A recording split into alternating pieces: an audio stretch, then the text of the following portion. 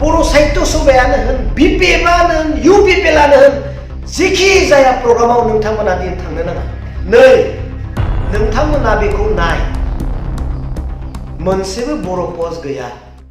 नोंथांमोननि चेनेलनि गेजेरजों आङो दुलाराय बर' रायजो राजामोननिसिम मोनसे गोनां खोथाखौ आङो बुंबावनो नागिरबाय।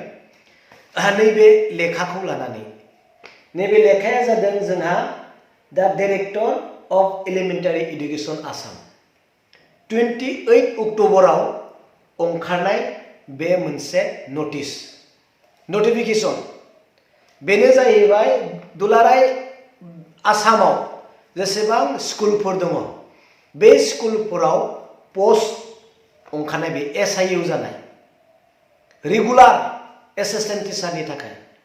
नाथाय बेयाव नोंथांमोना नायबा नुगोन आं नोंथांमोननि लेखा होगोन बेयाव बर'नि मोनसेबो पस्ट गैया। बर'नि मोनसेबो पस्ट गैया बेहाय।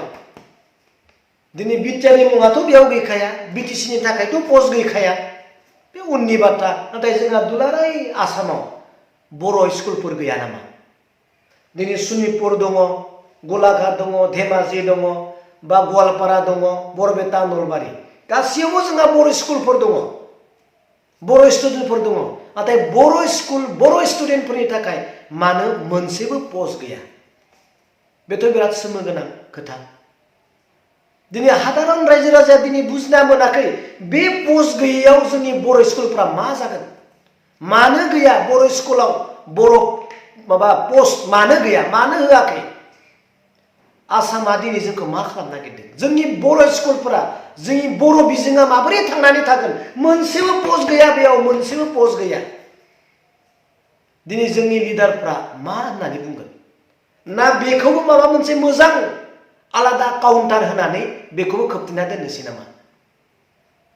बुंनायाथ' बिराद गोदै, बेरे मोदैनिख्रुइबो गोदैसिन खोथा बुंनानै आरो रायजो राजाखौ बर' रायजो राजाखौ दिनै बेसेबां थगायबावनो?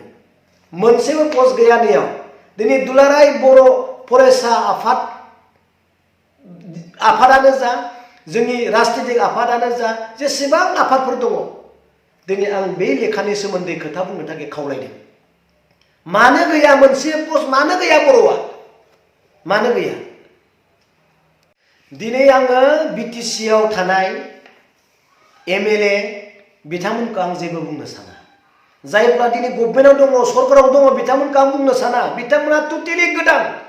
नैबे लेखाफोरा माबोरै फैदों, बबेनिफ्राय फैदों, माबायदि फैनो मोनखो बिथांमोना साननायनि बाहेराव अयन' मा खालामगोन, मा मागोन बिथांमोना टटेलि गोदान। जेबो पात्ताखौनो मोना बिसोर बिथांमोना। गोबां समाय नाङो बिथांमोननो। नाथाय आं सानै व्यक्तिनि खोथाखौ बुंगोन। नाम्बार 1 मानगोनां UG ब्रह्म, मानगोनां बिस्वजित दैमारि स्पिकार। दुलाराय आसामाव बर'फोर दङ, नोंथांमोना मिथिगौ। बर' स्कुलफोर दङ, बर' स्टुडेन्टफोर दङ। अब्ला दिनै मोनसेबो बर' पस्ट गैयैयाव नोंथांमोन सानैया मा बुंगोन? UG ब्रह्म सार, नोंथाङा सासे सिनियर MP लोगोसे दा मिनिस्टार, नोंथाङा दिनै बर'नि थाखाय माबाफोर बुंगोन ना? रन्जन दैमारिखौ नोंथाङा मेगन मिसिना सुइ होग्रा सासे लिडार, नाथाय नैबे पस्ट बर'नि पस्ट गैयैखौ नोंथाङा मा बुंगोन? मानगोनां बिस्वजित दैमारि सार, नोंथाङा दिनै मा बुंगोन स्पिकार जानानै? दुलाराय आसामनिनो स्पिकार, बर' जातिनि स्पिकार ना साननानै ला। मा बुंगोन दिनै? आं दिनै एबसुनि बे दैदेनगिरि बिथांमोन, बर' साहित्य सभानि दैदेनगिरि बिथांमोन आरो जायफ्रा दिनै लिडार बिथांमोनखौ आं दिनै फन खालामगासिनो मा बुंगोन बिनि थाखाय। दिनै बर'नि स्कुलफोरा, बर' स्टुडेन्टफोरा, बर'नि बिजोङा मा जागोन आं बेखौ दिनै बुंगासिनो दङ, फनबो खालामगासिनो दङ आङो। जेबो एन्सार गैया। मा खालामनो?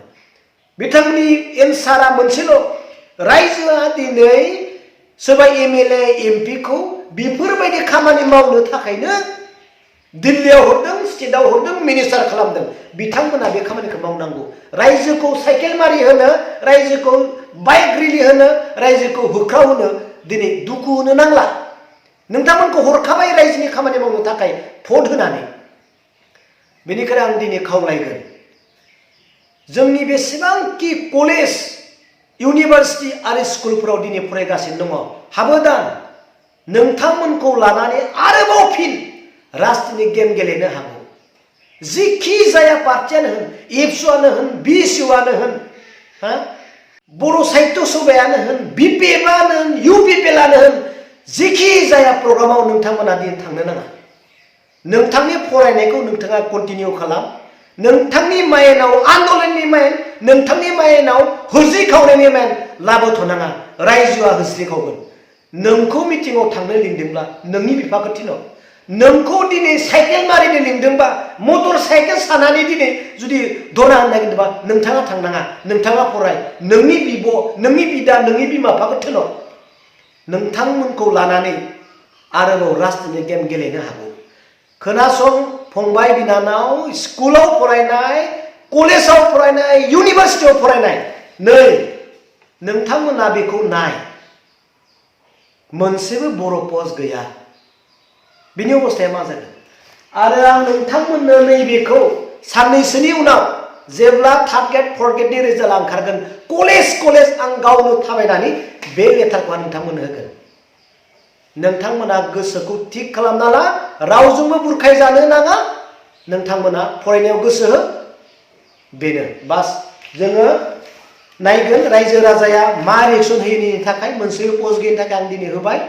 माबाफोर जुदि गोरोन्थि जायोब्ला अननानै आंखौ निमाहा खालामदो। गोजोन्थों।